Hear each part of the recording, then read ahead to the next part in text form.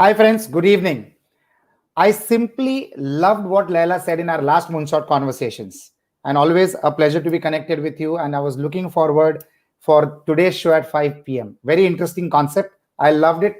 And I'm doing a lot of what I learned during the process of preparing myself for this session, thanks to Leena Asher. Friends, I just like I said, I loved what Laila said in our last Moonshot conversations. And judging by our audience's reactions, they too loved it. So Agnella Rajesh Laila said so many simple but stunning truths. So which one specifically are you referring to? Leaders take full responsibility to create their own reality. Yeah, I think a lot of people love that, and it's so true, right? And it's a perfect introduction to today's conversation on habits. And what we are talking about has a direct link to what we discussed in the Moonshot conversation before the Laila one on Yes. values. So I hope everyone has done their homework and has selected their 5 to 10 core values. You'll Mhm. find today so much more useful if you have. So then we can explore the habits that can lead you closer to or move you further away from those values. Lina, I remember what Mahatma Gandhi said very interestingly. Your beliefs become your thoughts become your words become your actions become your habits become your values become your destiny. Yes, yes, that's one of his best quotes ever. And if your Yes, destiny is not reason enough to change your habits, then nothing is, right? So it's common sense to most of us that, habits are really important, yes. and that, we're a product of what we repeatedly do. The values that we selected should actually guide our habits, and our values, of course, will reflect our purpose and our goals, our destiny. So we're kind of going backwards.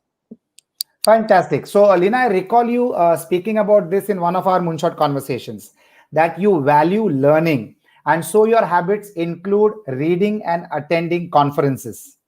Yes, so in a simple sequence, my purpose is to ignite human greatness. So that's my purpose. It's what inspires me and what motivates me. So one of the values I've chosen to meet this purpose is learning, and the habits that I repeatedly do to Mhm. meet my value of learning is like reading, watching TED talks, attending conferences, and these all move me towards my values, which moves me towards my purpose. So habits are the actions we engage in day Mhm. after day that actually make our values and our purpose visible. Fantastic, Lina. Sounds like habits are like when you walk the talk or when you translate your ideas into absolute action. Yes. So values are who we are and what Mhm. we aspire to become. And the habits are how we will become that, right? So this is why with children and ourselves, the more the purpose and values actually speak to us, the more inspiring and motivating they actually are to us. And these, that these come from within us, the Mhm. more likely that the motivation that we need, as it comes from within us, we're more likely to be able to stick to the habits that allow us to move forward towards our value and our purpose. So each time we meet our values consistently, as I said to Mhm. you, the more likely we are to be fulfilled and happy. So we try to meet our values every day. So I can see this translating not only to the individual but also to companies. Lots of companies have defined their values, but most just adorn the walls of the company. So if a company has transparency as a value or integrity, it has to define and practice the habits that reflect that value. It has to absolutely walk the talk. Absolutely. And the habits, that organizations choose or Mhm. we individuals choose, these are the mechanisms for unlocking either organizational potential or personal potential. So it closes the gap between what we say we value and the actions we kind of choose to undertake that will help us live those values. So once we have done all the work of working out our purpose, values, and habits, how can we make sure we stick to the habits that will serve us and drop the habits that don't? So one of the things is if you've got really high motivation, you usually stick to your habits, right? Mhm. Your values and your habits. But anyone who's trying to give up something that's not serving them, like smoking or social media, or to take up something that they're not currently doing but would need as a habit to move closer to their values and purpose, knows how challenging this is. To drop or to pick up a new habit is not easy. Mhm. Brain science tells us that once you establish the brain circuitry associated with a specific habit, it Mhm. kind of never goes away. It's the nature of our brain. When we repeatedly perform a behavior, we lay Mhm. down a neural pathway in our brain, and the Mhm. more we perform that behavior, the Mhm. behavior becomes more automatic. The neural pathway becomes thicker and thicker, which makes any habit, good or bad, helpful or unhelpful, taking you closer away from your values, easier to perform. You know, Oh, so this is a very powerful understanding to have. If you choose a habit to gain or to lose, I guess a lot can be achieved over a period of time. yeah. So I was reading about this that Arnold Schwarzenegger Mhm. was a skinny little kid from Austria, Mhm. but he had a goal of becoming the world's greatest bodybuilder.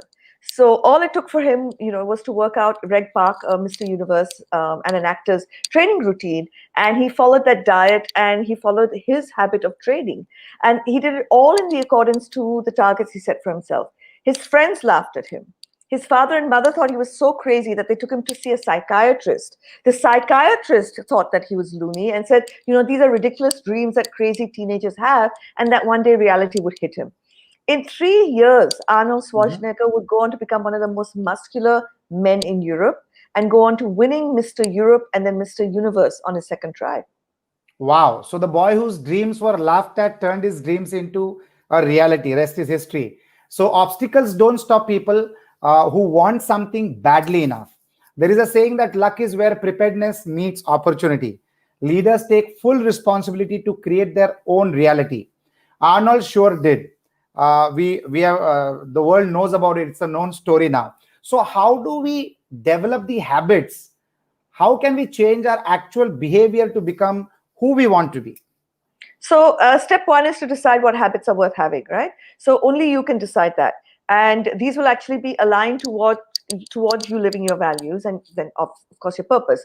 Before adopting a new habit, ask yourself whether this will help you become the person you want to be.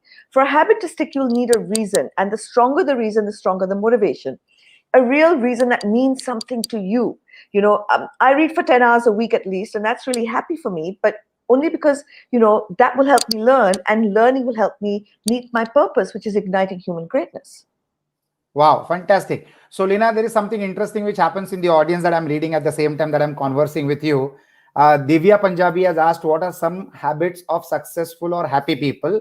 And another audience, friends of ours, Sudhir Kukreja, has replied to Divya that Divya Punjabi is staying positive, perhaps, just like you and Lena Asher all these years. So fantastic. So there are two conversations or multiple conversations happening at the same time. We live on the show and the audience exchanging ideas and thoughts amongst themselves. So thank you. So many people joining in there. Nitin Monot, Vinita, Bala Subramanian, Sulakshna, Divya Punjabi, Ravi Salunke. Thank you for joining us. Don't forget to ask questions. Leena is a knowledge powerhouse, and I just love the way she shares her knowledge. So please be liberal with your questions. She's all here to answer each question that you will be asking. Moving on, Leena, I feel we should adopt habits that bring us closer to who we want to become and should have real meaning. So these will be ones that inspire and motivate us. Absolutely. Also, one of the really important things to remember, and you and I was talking about this, you wanted to do two habits at the same time. Don't introduce more than one habit at a time. Okay. This includes taking up a habit that moves you closer to your values, or Mhm. a habit that moves you away from your values. Mhm. So one that moves you closer away from your values that you may want to lose is like smoking, or say gaining a habit like exercise. Just take only one, either the smoking or the exercise. Only take one at a time. Okay, so I have chosen a habit that takes me closer to my values. For the sake of this conversation, let's say that the value is peak state and Yeah. the habit is exercise, and I'm committed only to this one habit. Right. So, very high motivation, you're going to persevere a lot more. But if this is your low on your motivation, the trick is to be successful, to set Mhm. yourself up for success by setting the bar really low. And I'm experimenting with this. My really procrastinating habit is exercise. And as I started thinking about this and I was reading BJ Fogg's book, I actually started 1 minute another minute, another minute. So now I'm up to 6 minutes of exercise. So the next trick is to set yourself by setting the bar really low, which is what I did. So if you want to write a book, start by writing 1 sentence a day, and then 2 the next, and then 3 after that. And before you know it, you'll have written a chapter, and then you'll have written a book. I know of a friend who wanted to get fit by running. He started with 1 minute a day and added on a minute additionally every day. And in 30 minutes, he's jogging 30 minutes. And in 60 days, 60 minutes. He lost 20 kilos over a year.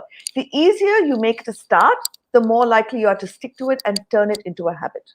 Wow. Wow. That would be such a great way of doing this. Lina, I'm committing myself to control diet and, lose further weight. I've lost almost 10 kgs in the last 7 months, but I'm further committing myself to control my diet. Fabulous. So, you need to keep a checklist for yourself and keep it somewhere visible. Not only will this remind you, but I want you to tick it off. When you do this, you release a spurt of dopamine, the motivation chemical. Do this and you'll be surprised at how much you change your life. If you've lost 7 kilos, that's a fabulous start, and you'll be surprised how much longer you can go. In the journal, we've got a sample checklist for you to add and tick off your daily meeting of that habit. Keeping a tick-checked track is itself rewarding to your brain. It'll help you sustain your I can attitude. It'll thicken the neural pathway that makes it easier to sustain picking or dropping a habit. Lovely. So, Lina, for your information, it is not 7 kilos that I lost. I lost 10 kilos in 7 months. Oh, sorry. You can't discount my effort of 3 kgs. Lina, I love the saying, we are creatures of a habit. Any habit that becomes a routine will put our behavior in a certain direction. So what do you do once one habit becomes a routine? Do you then choose another habit to move closer to or move away from, Lina? Yes, absolutely. So once you master the skill of habit building, so Divya asked somewhere, what is the one habit you can do? You can actually master the skill of habit building or habit breaking. That's a great habit. You can, adopt the right set of habits for that moment in time. This is how I have adopted the habits that will move me closer to meeting my values, like getting a good night's sleep that we spoke about. So my value of being in peak state is met. And to move away from the habits that will also get me closer to meeting my values. Like procrastination was a habit that moved me away from the value I wanted to meet, which was creating. Okay. There is a lot of traction with the audience happening at the moment, Lina. A lot of people are asking questions. Nitin Munoth has asked a question. How do we cultivate good habits and stick to them for long? So Nitin, we're going to cover this, but you take one at a time. If your motivation is high, your reason is high, you kind of stick to it anyway. But if your motivation is low, if for me, like for instance, exercise, then you keep the bar really low to making sure that you meet it. So just take whatever it is. If Nitin, you can give me an example of what habit you want to pick up, I can help you with the science, which is to create the whole process of making sure that you have a trigger to meet that habit. So friends, keep asking questions. You can ask questions in the comments section below. Lina will be answering all those questions. There are some interesting comments coming up. Yes, Vinita Melwani, this is a problem that many want to solve by making it into a habit. Lina, Vinita Melwani says, I desperately want to make walking a habit. Okay. So Vinita, you want to desperately make walking a habit. For the first 1 week, just make sure you put your walking shoes on. In that 1 week, tick off wearing your walking shoes every day, and you're fabulous. The next week, just walk for 1 minute. And then add 1 minute on every day. At the end of 30 days, you'll be walking 30 minutes with ease because you'll be laying down that habits-making pathway in your brain. Meghna has an interesting question, Lina. How to inculcate habits in kids? Exactly the same way. So you do it exactly the same way that you figure out which habit. Again, if kids' motivation levels are high, like remember I was speaking to you about that kid who had the habit of his being on the phone till late in the night. Yes. And then I just had to remind him of his motivation. I asked him, what is it you want to become? And when he told me, and I said, what will you need to do? And he said, I'll need to have a good night's sleep because I'll need to prepare. I'll need to do this because it was his own motivation for that was really high. he could come up with his own solution. So I said, oh, if the phone is what's distracting you, what could you do? And he himself came up with the idea of the lockbox to, lock it and give his mom the phone, the lockbox, so that his privacy was upheld, but that he didn't have the phone with him, so he was not tempted to look at it. But if, say, for instance, the motivation is really low, like say your kids, you want your kids to pick up the habit of cleaning up their room. Okay. You can, instead of going and saying, go clean up your room, which is like, firstly, a really vast task for a child, just make it really easy by saying, all you want them to do is to put this one book away. Okay. The next day, say you only want them to put this one book away and the second book away. The third day, by the end of the week, they've learned to tidy up their whole bookshelf. Then you add in a toy. Then you add in, so you just strengthen that pathway a little bit at a time till it actually becomes a habit. And don't forget, you need to have like a cue or a trigger, which is like a placeholder. So you have to give them a specific time. So it has to be like, straight after your breakfast, I want you to put a book away. So every day, straight after his breakfast, he puts that one book away. Awesome. Sangeeta Kamath has a question. I want to inculcate a habit to meditate. Help me out, please. So Sangeeta, firstly, there's types and types of meditation. So select one that works easily for you. So the whole thing about creating a habit that sticks is to make it as easy as possible to stick to. So, for example, I do sound meditation, and it's a form of brain entrainment. And for starters, I only did that 1 minute a day, and then I made it 2 minutes a day, and I'm doing 30 minutes a day effortlessly, straight after I wake up. And I brush my teeth not straight after I wake up, but as soon as I brush my teeth, that's what I do. So my trigger for that is my brushing of my teeth. As soon as I finish brushing my teeth, I get my headphones and I do my sound meditation for 30 minutes. That's fantastic, audience. Thank you for making so many comments, asking so many questions. Please continue your comments. Please continue your questions. Either we'll answer them during the show or we will answer them after the show is done. But don't stop your questions. Ask as many as you like, all the challenges that you face, all the habits that you want to cultivate. Leena, I would like to ask you, are you still a work in progress, or have you embedded all the habits you chose? I would be enlightened if I had embedded all the habits that I choose. So we all humans are in a state of progress, right? We're all works in progress. So be kind to ourselves always. So the habit I keep embedding and keeps getting dislodged is exercise. As I said to you earlier, as I was rereading The Power of Habits by Charles Duhigg and Tiny Habits by BJ Fogg, and I said, okay, if I have to embed exercise, if I want to meet my peak state, I just started that 1 minute and I'm up to 6 minutes today. Wow, fantastic. Rohit Rahul has just commented, Tiny Habits, remarkable results is the mantra. Tiny Habits, remarkable results is the mantra. Thanks, Rohit. Great growing, Rajesh and Leena. Thank you for your comment. Very interesting, Leena, what you just said. And so what do the researchers, Charles Duhigg and BJ Fogg, tell you that will help you to embed exercise and me to embed the diet control as a habit? So, firstly, I want to encourage everyone to publicly state, whoever's watching, please publicly state a habit you want to embed or you want to dislodge in the comment section. Yeah, because the idea is that we're all social animals, and this means we care deeply about the opinions of others, and we don't want to lose face. So anyone who wants to embed or dislodge a habit, type it in the comment section now. Below. Yes. And know that you're making a habit contract with all of us in the corroboree. Make a public commitment. Charles has virtually written a habit manual, The Power of Habit. And at its core lies the habit loop, which consists of 3 steps, right? Step 1 is the cue, which is the signal that triggers your habit. Like waking up can be a cue. Or time like 10 o'clock can be a cue. So it's whatever triggers the habit, right? Then comes the routine. So if the cue is wake up, the routine is brush your teeth, right? And then my routine is meditation. Or cue 1 o'clock is the cue is 1 o'clock. The routine is have your lunch. Then comes the reward, the source of satisfaction that kind of makes the habit easy to repeat.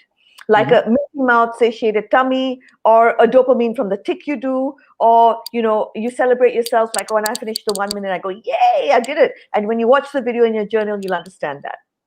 So what about to drop a unhelpful habit, Lena? So if you identify these three components, right? Mm-hmm.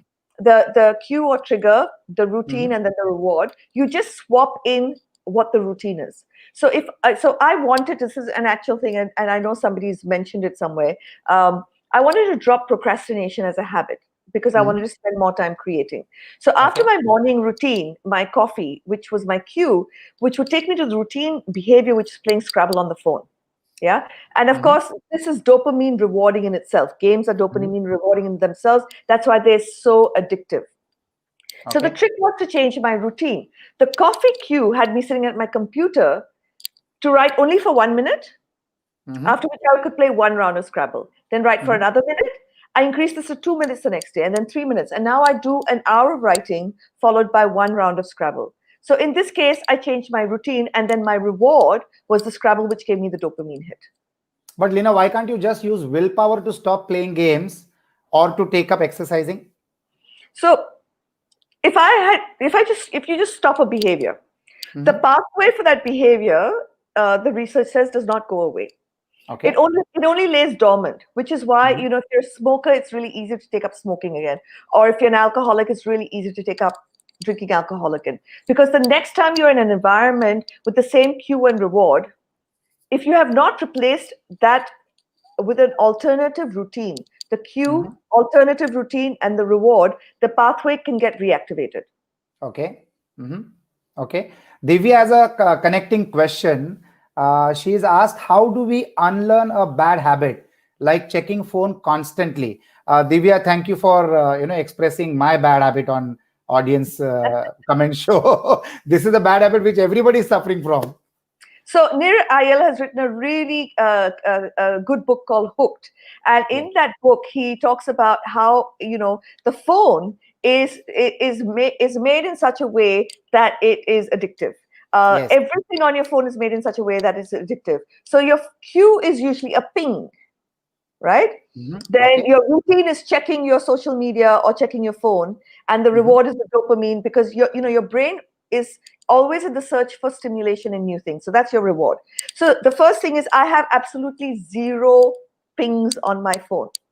Okay. uh, Okay. you know so my WhatsApp is on silent, everything is on silent. I control my phone, I don't allow it to control me, because it's just so easy. So if you start doing this, you will actually take away the habit of checking your phone all the time. So you don't, again, you want to make it as easy as possible. So perhaps start with a 20-minute or a 10 Mhm. minute, whatever you find really easy, a low Okay. bar that makes it easy for you to meet it, and then just keep on increasing that time.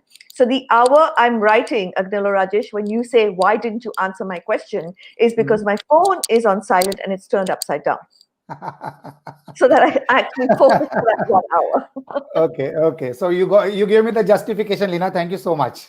And I have done the same. There is no pinging happening on my phone. It can ring, but it cannot ping. And I have requested all to make me a call only if it is urgent. Otherwise, always drop a message. Lina, we all know after listening to you that you just can't stop to extinguish a habit. So the best way is to replace a habit with a new one, isn't it? Yeah. So you're just trying to overwrite the old pathway. So the pathway will always exist, but you want to overwrite it. So the power of this is that, for habits that have a lot of power, and this is Mhm. included in your journal, these are called keystone habits. This tends to set up a chain reaction. So research shows, for example, when people start exercising, it's a Mhm. keystone habit. They tend to eat better, procrastinate less, and even use their credit cards less. So these power habits, these keystone habits, have an effect on other areas of your life. So if you want to know more about keystone habits, please look at your journals. So keystone habits set up a chain reaction so that an improvement in one area of life can spill over the other areas of your life, friends. It's a very interesting concept. I did the journal today. I just loved it. And you can really pick up some good points which you can implement in your life. Actually, I can see why this may work. Maybe installing a keystone habit might change your self image. And so by changing one habit, you can actually create a massive change in your life.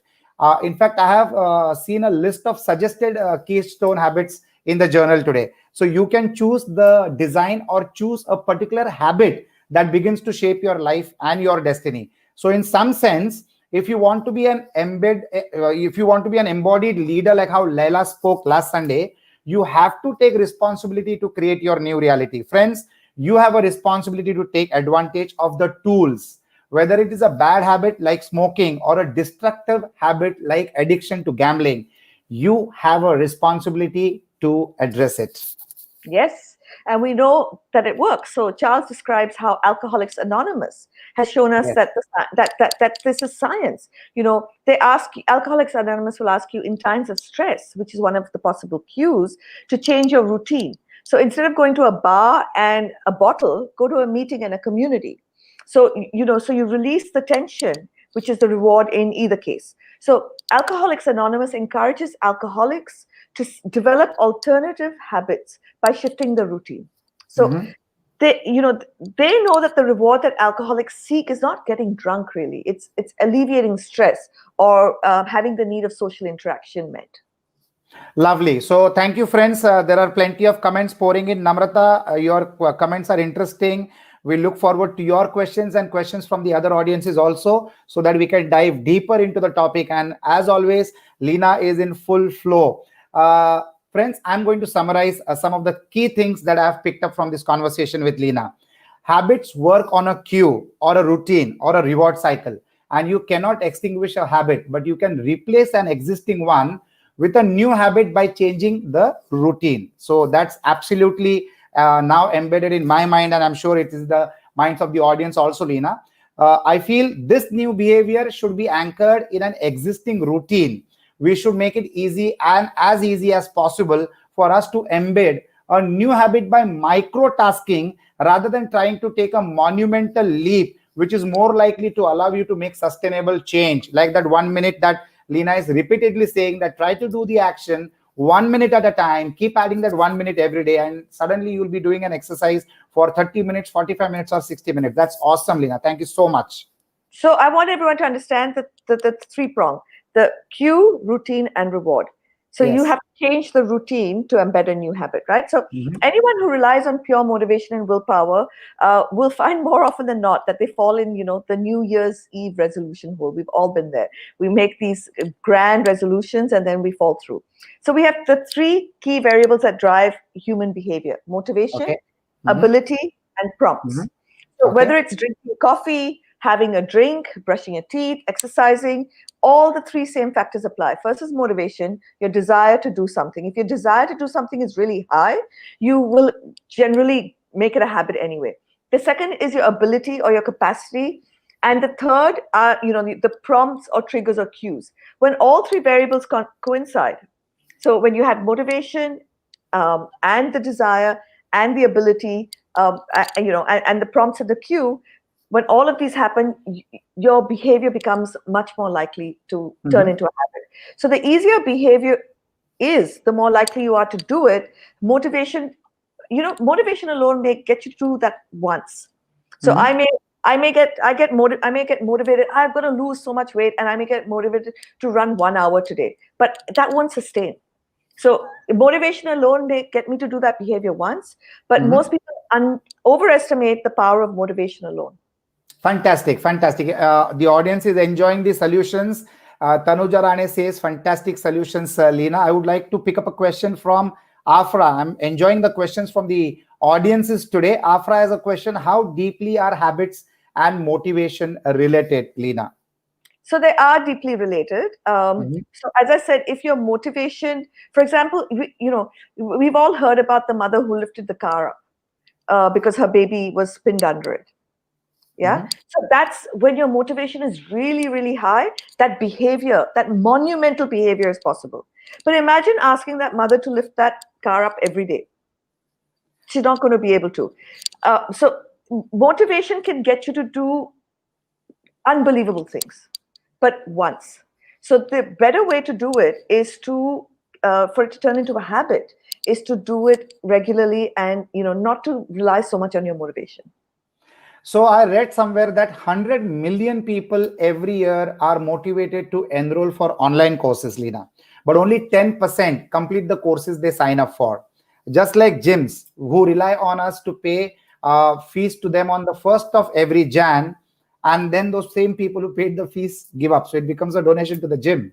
Yes, that's why I the Charles Duhigg's book was fantastic, but then I also love BJ Fogg's book called Tiny Habits, and Mhm. there's a video in the journal where he speaks about this. He suggests we should just simplify doing what we want to adopt, and then wire them in our life, in our brain.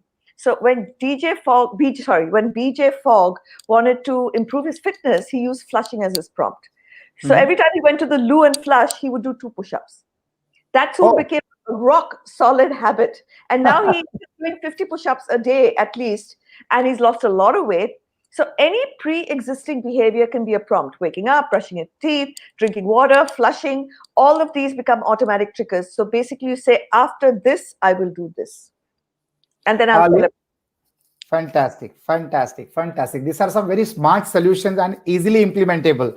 Lina, last Sunday, Laila Al Qadri spoke about daily alarm pings as a trigger for some mindful breathing to become more present. Can you comment on that? So, this is the trigger prompt we spoke about earlier, right? So, Mhm. the phone company and all the app companies use it to get us addicted to bad behaviors, but we can use it for good behaviors. So the gaming and digital world uses it to get your attention all the time. Yes. A ping is a cue to check your messages. But what if you could use that ping to take 5 deep, full, mindful breaths and then get the reward of checking your phone?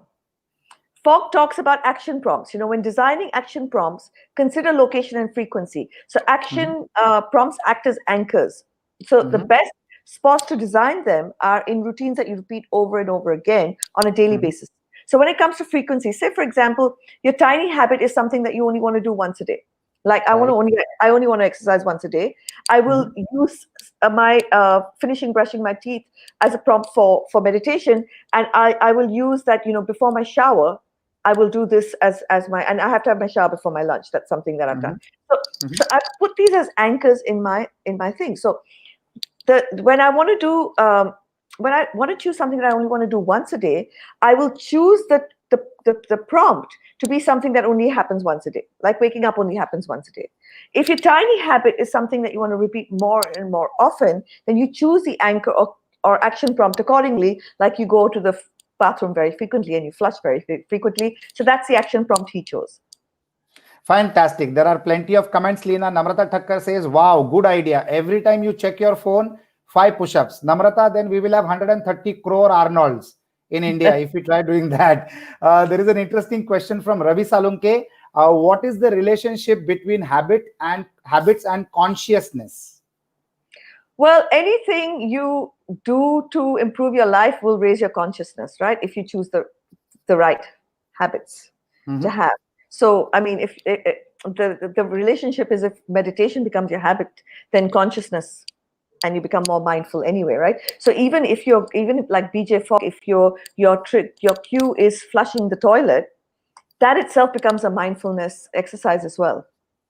So, Absolutely. So, I can see if repeated consistently, the smallest actions like saving $1 a day can have a huge effect.